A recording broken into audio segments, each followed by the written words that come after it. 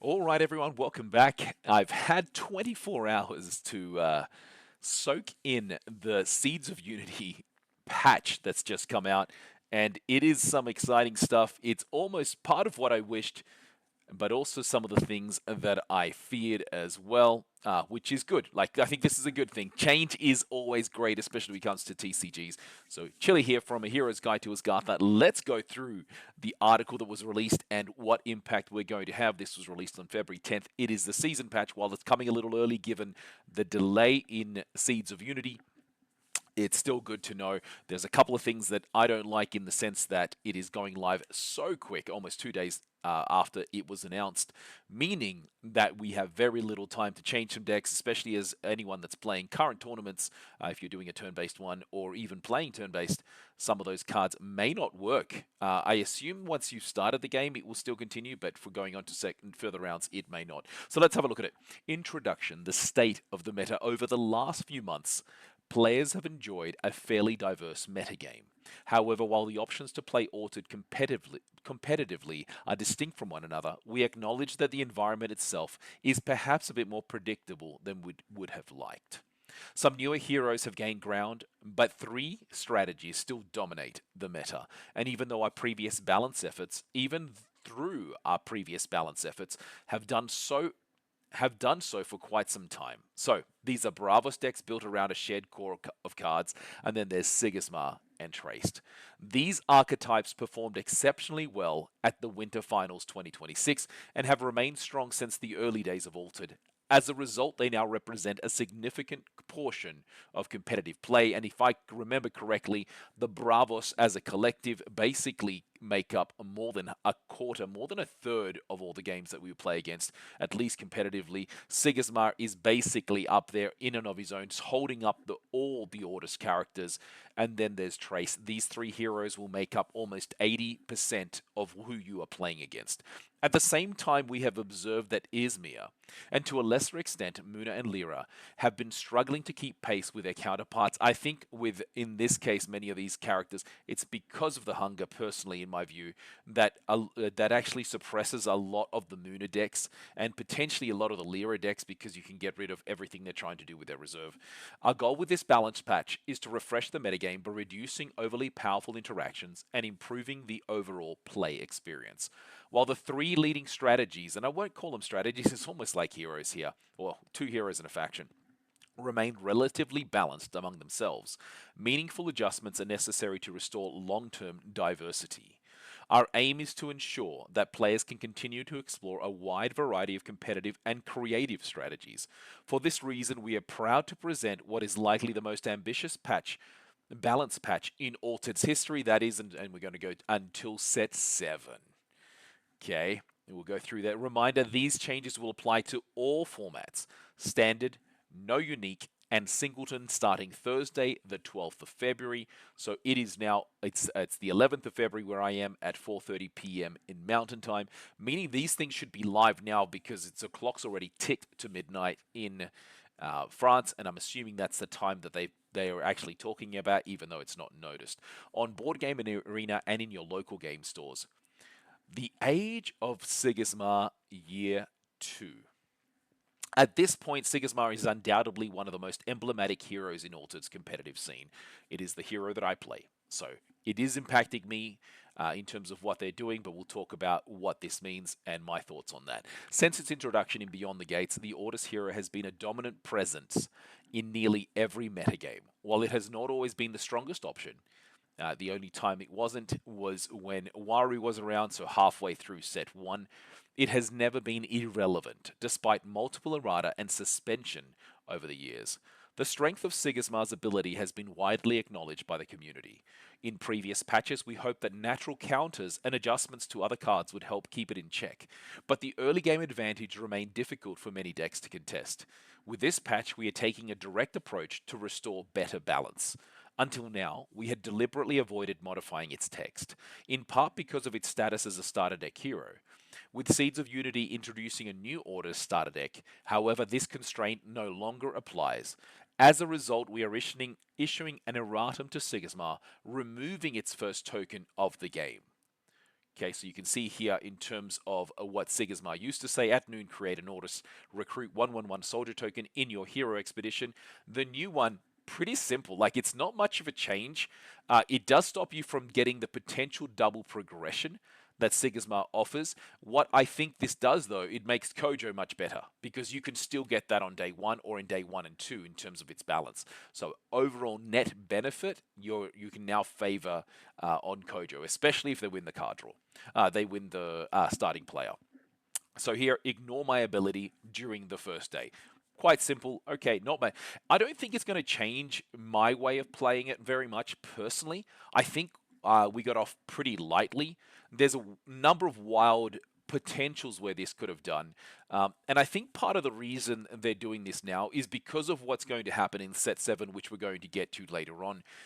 So Sigismar will still be able to double advance on day 1, but doing so will require a larger investment and have ripple effects throughout the game, making early plays more meaningful while keeping the hero's signature style intact. For me, where I really think this changes is your ability to draw 2 cards by playing the sacrifice spell. Sacrifice a character, draw 2 cards.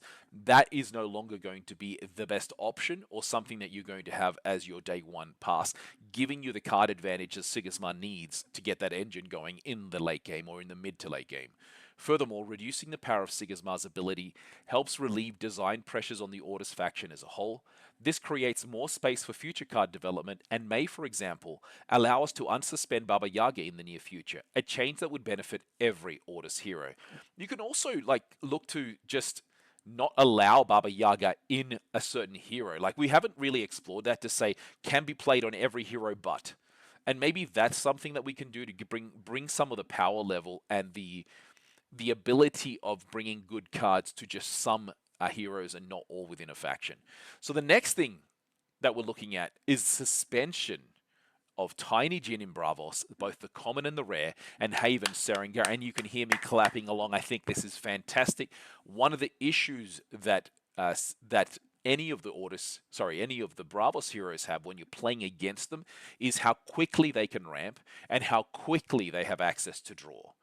Honestly, my view is Bravos needs to be poor at something, and initially it was card draw, that they would run out of steam very quickly with set 2, set 3, and set 4 now releasing, and even more in set 5. Their ability to draw is actually going to be much easier, much stronger, with very little hurdles to go through. And I'll say this, removing Haven Seringar in this case, while great for us in the next few weeks, they're going to have cards that replace this, and they've already got some cards that replace this now without going into the uniques.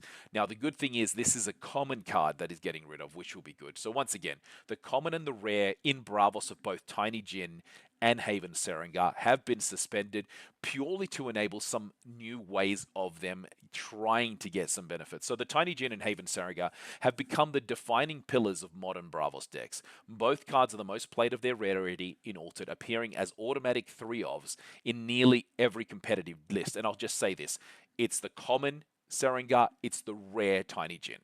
Tiny Jinn provides extremely efficient ramp into powerful late game strategies, often centered around the hunger, at least they're mentioning this, at a very low cost. Similarly, Haven Seringar generates consistent card advantage while allowing Bravos decks to maintain strong expedition pressure because of the 3 in Forest. Together, these effects give Bravos players access to both accelerated development and long-term value with minimal deck building trade-offs. Although one version is currently dominant, rare for Tiny Jinn, common for Haven Seringar, suspending the other versions helps ensure the metagame shifts and encourages more variety in Bravos decks. Okay, I love this. Look, I'll say one of the things that I do love about patches is shaking up the meta. My question as we're going to go through this later on is, which heroes are going to stand out, or is it still going to be the pillar of 3? For these reasons, we have chosen to suspend both common and rare Bravos versions of Tiny Jinn and Haven Seringar. Axiom getting a big hit, and I'll say this, in an aim to curb Treyst, all other Axiom heroes are getting a hard hit, especially, I'll say, Subash. Especially Subash. Which almost made him viable by just having these 3 cards available to them. So Dr. Frankenstein in the rare, the Grems in the common, and the Restocking Station in both the common and the outer faction. Now, Restocking Station, that card is absolutely busted. in especially when you link it with Dr. Frankenstein and with Grems. So I don't know if you needed to suspend all three, but they have, and that is what they're going through, and I'm okay with that. So since the early days of Altered, Treyst has been one of the strongest heroes in competitive play. We appreciate its ability to generate card advantage and to delay its most impactful plays with low-cost cards, as these are key parts of its identity. However, some card combinations, especially with Dr. Frankenstein and the Grems, currently allow Axiom decks to gain a lot of power from very little investment. In addition, the Grems puts a lot of pressure on permanents with cost 3 or less, which can be very easily be punished when facing them. Furthermore, Restocking Station has started to create repetitive and unfun gameplay, even though it is not in our watch list. That this is most noticeable when it is combined with Dr. Frankenstein or strong unique cards. Given its very efficient rate, we believe its impact would only grow as the card pool expands. That makes sense, yada yada yada. They've gone and made the change. My whole thing is, like, with these kind of decks, you can do something about it. Like, you can play against it with ramp and with card draw. You really can't, because it's usually out of someone's control, given there's only one card that allows you to actually make someone reduce their cards on hand. Finally, actually there's two now with Karakami, as well as the little elephant thing. Hey, anyway, for this reason, I changes focus on these specific cards. We are suspending only the common version of the Grems, as the rare version requires a real deck building commitment. We're also suspending only the rare version of Dr. Frankenstein, as it is much stronger than its other versions. Finally, that's because of the cost from reserve being 2 and the 4-2, 3-2. So finally, both the common and out-of-faction versions of Restocking Station are being suspended, since their 1 mana cost makes them easy to play with almost no downside. This will change the Axiom hero decks a fair amount, because of the reliance on being able to use the Restocking Station so much and getting so much free value out of it. With these targeted changes, we aim to keep Treyst core playstyle intact while reducing its ability to gain too much power too quickly and repeat the same pattern every game. In Yzmir, both in Celebration Day in the rare and out of faction have been suspended. It's interesting they're showing here the Ordis version of it as well, and we're going to see why. In recent weeks, Moyo Prison has quickly become a popular deck on the BGA ladder. While we were initially happy to see strong interest in the new hero, we also received a large amount of negative feedback about the experience of playing against this strategy. And they reinforced this with the AMA that was released today, in terms of, like, you don't want to be able to play a game where it becomes one-sided. They're playing and you really can't do anything. There's nothing you can do against the Celebration Day. And I think it's been known as a problem, but especially with prison-style decks, and I'm used to calling them hostage, but they just don't, like, you're not playing anymore, and it's boring. Our data shows that Moyo Prison does not have a strong overall win rate, which is why none of its cards were originally placed on the watch list. However, despite its average performance, unless there's a few players that are fantastic out there, including Runefolk, the deck has created many frustrating and repetitive games. Over time, this has had a negative impact on player enjoyment. In addition, we're also taking action on the rare Ordis version of Celebration Day. So Ordis is getting hit as well, even though it's seldom used, although the Waru is the same thing as the Moyo. Well, it's the only real way that they can win at the moment, and that is now being taken away completely. While it is not currently prevalent in the metagame, it presents similar risks, and we prefer to address it proactively rather than wait for the same issues to emerge. For this reason, we have decided to take action. Celebration Day is now suspended. Watch list updates. The following cards and strategies are currently being monitored. While we are not taking direct action on them in this patch, we want players to be aware of the areas we are watching closely for future updates. Counting Sheep in all of its versions, and I would assume then in all of its factions, and that's because of it's so quick to be able to do Festival. Counting Sheep is interesting. Festival decks, I think, have a place in the meta. I really do like them. It's an alternative win condition that you have to be prepared for, especially when we're having so many of these big decks now, as we saw in the World Qualifier. The big Kojo, the big character Kojos. You have something you can do. It makes sure that people have some level of removal against you. So Fen and Rin Festival decks have been gaining popularity in recent weeks. While their overall win rate is not especially high, we have received consistent negative feedback about playing them in their current iteration. I don't think this is right. because you can do something about it. You can do deck building, you can make changes. I personally think while counting sheep is annoying in the sense that you have to prepare for it, you can prepare for it, and you should prepare for it. Counting Sheeps can create 2 asleep characters with a single card, which often feels very strong and frustrating to face when your plan is to use a removal on a character to interact with a combo. So this is basically saying they now have some 2 freebies for the next day. That makes it very difficult. But there are some cards that target multiple heroes or multiple characters, right? It's not just it's one-sided. Now, not every faction has those at their disposal. But anyway, the choice has been made. This has been put on the watch list. We'll see what happens from there.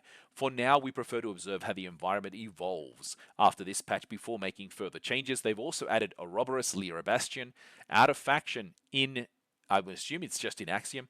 Ouroboros decks, and that's because of the resupply component. And you can see that there was a prevalence of these resupply decks, many in about 2 sets ago. And they're maybe starting to come back. But it's, again, the same thing as like someone can deck out and then have everything available to them. Ouroboros decks have existed since the core set and often offer interesting deck building challenges. However, they can also lead to very long turns, sometimes lasting 5 to 10 minutes, which creates a poor play experience. One of the things on VGA that I think that would actually counter this is you have a clock. Yes, assume that the game is 30 minutes long, or in my rapid fire for tournaments, 20 minutes long. You've got 10 and 10. I would actually say if you go over your 12 minutes, so that plus 20% or that plus 10%, you will automatically lose the game. You've timed yourself out. And that may be something they look to do. I don't think you can do that in regular play, but it is almost like an equivalent of slow playing. But at the same time, some of these decks need that additional time. So I don't know how they're going to do it. We believe that the rule update below regarding reshuffling may be enough to reduce these issues. Still, we are placing Ouroboros on the watch list in case further adjustments are needed in the future. So they're telling us a reshuffling change. Multi-anchoring uniques has been added. Thank you. But where is the double ramp unique that we should also have on here? Some unique cards are able to anchor several characters on the same day. These cards are among the most powerful uniques in Altered and have generated a large amount of negative feedback. They are only a problem if you do not have the appropriate removal. In many cases, most decks don't have enough removal to counter these on top of some of the other cards. But it's not like you can't play against them. In many cases, you can do something about them, unless they have the tough 2 as well in Muna. Once these uniques start to snowball, games can quickly feel unwinnable, and I have absolutely experienced that. At the moment, their impact is partially limited by the high play rate of Sigismar and Bravos, decks using the hunger, but now you've just made those nerfed. So let's see if that changes a little bit. And I wouldn't call the Sigismar change a nerf. I think it's a good baselining. With the changes in this patch, we expect these uniques to become more prominent. We will therefore be monitoring them closely in the coming months. One of the things that they said on the AMA that didn't sit that well with me is like they don't want to impact uniques because people have got, this love and affiliation to something that they've purchased. They may have invested a lot of money. But at the same time, if you're saying the experience is bad in other ways, you should also say this is the case. I don't mind uniques being errated, but I also don't think we should jump the gun and just do it immediately. We will see. I do think we're going to get a lot more Muna players play the old style of anchoring. But these uniques they're not that prevalent. There's not that many. What about the hunger? The hunger is one of the most emblematic cards in Altered and has always had a strong impact on games. It is a key tool for dedicated ramp and control decks that fall behind early and need powerful late game options to come back. We understand that the hunger can feel oppressive, so with that, they're really just talking about your traditional Achati builds, but now the rest of Bravos is doing a very similar ramp technique. This has been a common concern within the community, and we have been closely monitoring its performance. However, we believe that the hunger plays an important role in the overall balance of the game. I don't know when you're saying more than one third of the decks come from one faction, and predominantly because of this one single card. It helps keep certain strategies in check and gives slower decks a way to compete. Only within the Bravos faction. I would say Yzmir is not really the problem. In addition, with the suspension of Tiny Jinn, we believe it will come at a much higher cost to commit to them 8 mana play. Okay, I agree with this. I think they have done the right thing by making the tiny Jinn be suspended. So far, it has not caused major issues in Yzmir, which suggests that the main problem lies in Bravos' ability to reach the late game too easily, and with very little opportunity cost here. For these reasons, and as we explained in our previous balance updates, we are not taking action on the hunger in this patch. We will continue to monitor its impact and remain open to future adjustments if needed. Now, they won't have that many more chances to make that change. We're going to talk about that in just a second. In recent months, we've been working internally on ways to reduce the impact of certain combo strategies that have led to frustrated play experience. In general, any strategy that consistently takes much more clock time than its opponents raises concerns within our team. Fair enough. This includes several multi-resupply strategies, Ouroboros Hyperloop decks, and prison-style decks, some of which are also addressed in this patch. While we are happy to see creative and unconventional strategies in Altered, we believe the game is at its best when both players remain actively involved. I believe this is good. This is good.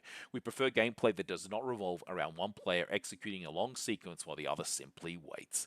To improve these play experiences and make sure these strategies are not prevalent, we are changing how decks are reshuffled when players attempt to draw from an empty deck. So, at any time, this is the new ruling, I believe, during morning, a player whose deck is empty may reshuffle their discard pile into their deck. Note NB. This can be done before, after, or in between drawing their first and second cards, which would still be considered simultaneous. This change prevents players from reshuffling the deck multiple times during the same day. At the same time, it has little impact on players who naturally reach the end of their deck during a normal game. So if you have to draw and you don't have a card to draw from, I guess it would say you cannot do it. We're going to have a look at it. We also chose to make reshuffling optional in case players need specific cards in their discard pile for synergies. So that may be something that comes up. But can you half shuffle? Can you choose to keep 5 cards in your reserve? I don't think you can. It's either yes or no, and at the beginning of your turn. This change will be included in the Comprehensive Rules 5.0, but it will be effective as of this patch, as well as several other rulings. One of these is the return of the Foundry Axiom Bastion to its earlier ruling, and I saw with the release of Seeds of Unity a number of people saying, I'm going to double Foundry. This is telling us we can't. So the question is, if I have several copies of the Foundry Axiom Bastion, can I activate the R ability of a character multiple times? The answer is no, but you can activate the R abilities of a different character on a different turn. Just remember, because you got to tap it, and it's that same turn. So it's the next real character you play. You cannot tap 2. If you tap 2, you're going to use it once and you can't use it again the next time you play. During our play testing of Dello and Bolt, we used the original version of the ruling, as we finished putting together the Comprehensive Rules 5.0, allowing a double activation of the Foundry seemed clearer and more intuitive, but some play testers and judges alerted us to the unfun pattern that it could emerge with some powerful rare abilities, and I saw a lot of these in the background in terms of our team looking at ways of being able to make this fantastic for them, but not fun for their opponent. These drawbacks convinced us to maintain the earlier ruling, so we're going back to one single activation. If you double it up, you can still only do it once in terms of play from reserve, get your play from reserve ability activated. Patch note: philosophy for alternative formats. Singleton and Nook. On January 12th, we introduced 2 new game modes available in the deck building section of the Altered website and on Board Game Arena. Many of you have asked us questions about the future of these formats. We wanted to reiterate that our priority remains to create different gameplay experiences that allow players to enjoy Altered in new ways. Therefore, finding perfect balance in these alternative modes has a lower priority to us than standard constructed. In this patch, we will not be making any changes to the number of unique playable versions per hero. We're waiting to see how the format evolves and to monitor the impact of the release of Seeds of Unity. So wait and see. But they also talked in the AMA that we as community members will have more of a say in this than them in terms of what we provide as feedback. However, with the suspension of the common and rare versions of Tiny Jinn and Haven Seringar, we expect the Bravos decks, which were very popular in the first few weeks of Singleton's existence, will be less effective and allow the metagame to diversify. So it's the same, we're using the same pool of cards that are impacted in the erratas to be across all the formats right now. And they're introducing rotation and an eternal format. I'm going to do a separate video on this, but basically, right now, what I want to talk about is Set 7, Roots of Corruption. When the release of Set 7 following Roots of Corruption, the following sets will rotate out of the standard format. They will rotate out of everything in my mind. We're going to go through this a little bit. Beyond the Gates, Trial by Frost, Whispers from the Maze, At the end of the year, these cards will no longer be legal, and we have been advised as of today that if you are planning on playing at Worlds, none of these decks will be legal. So this includes heroes, commons, rares, and out of faction cards, as well as uniques. Big change, but more on that in my next video.